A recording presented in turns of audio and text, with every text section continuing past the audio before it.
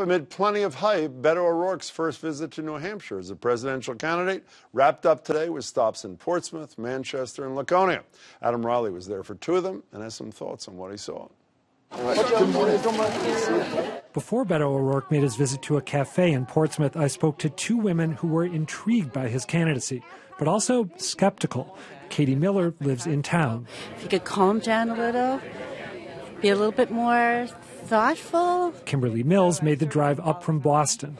I'm a little bit worried because he's just, for lack of a better term, just another white guy. Neither one got into the event, but they both caught a speech O'Rourke gave outside, standing on a milk crate. If you can trace your family tree back 10 generations, or if you just got here 10 days ago, who you love, to whom you pray, whatever the differences are, do not allow them to divide us now at this moment.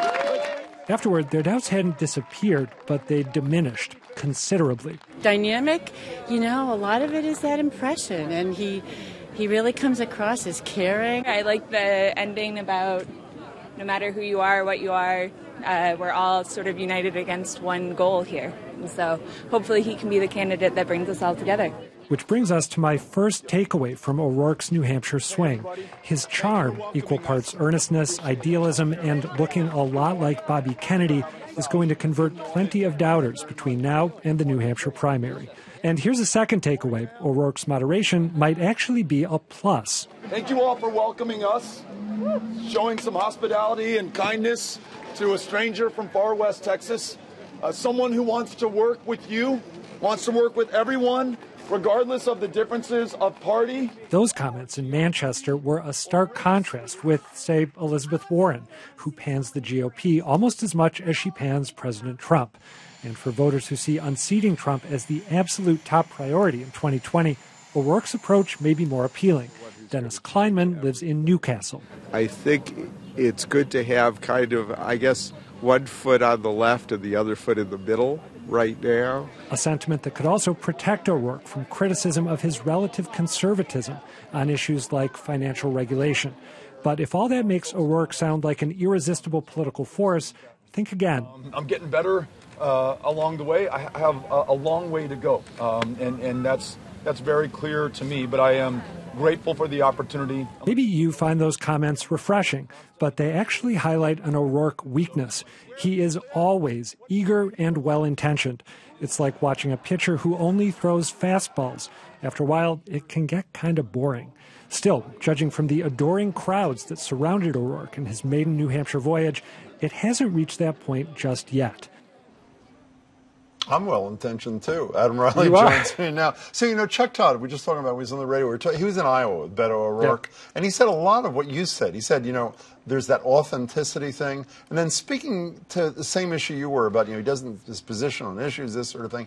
He said Democrats in Iowa liked it because they thought it was an example of a politician who wasn't locked in place, but would listen to different viewpoints. Did you get any sense of that? I did. I think on the one hand, there's the belief that, okay, we need to be able to court people on the center and even maybe on the right in order to be able to win.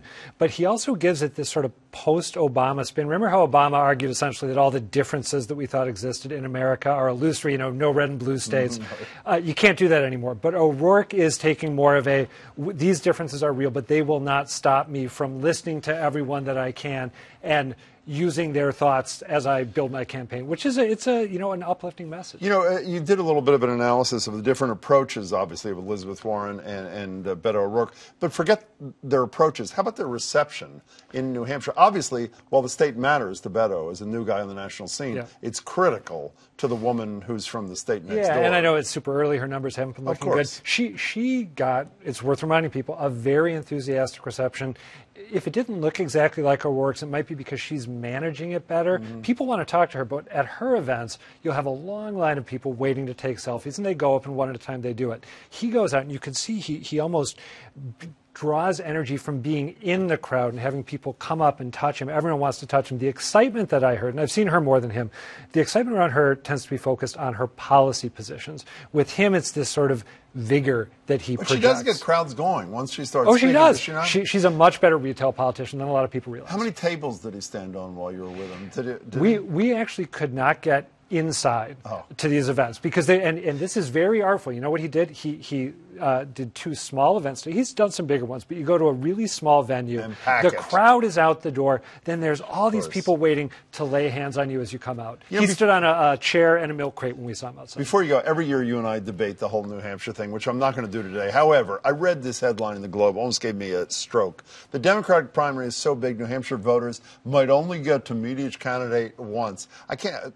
And how are they reacting? I mean, the good news for them is there's like a whole spectrum, potentially 20. The bad news is they only may get to meet a candidate once. Yeah, how are they dealing with I the field? don't feel a ton of sympathy. My assumption, I mean, I feel like there's a script that you're obligated to read from if you live in New Hampshire and you're interviewed by someone like us, right? You say, oh, it's still very early in the process. It's great. We can see all the candidates, right? They can knock a couple off the list, right? Like, no disrespect to Marianne Williamson, who came on your show, very interesting, but you know, maybe you look at the lower tier ones, Andrew Yang, Marianne Williamson, some other people you haven't heard of, and you go for the big names. People really. In California the other day. That's really impressive. All right, well, maybe I should eat my words.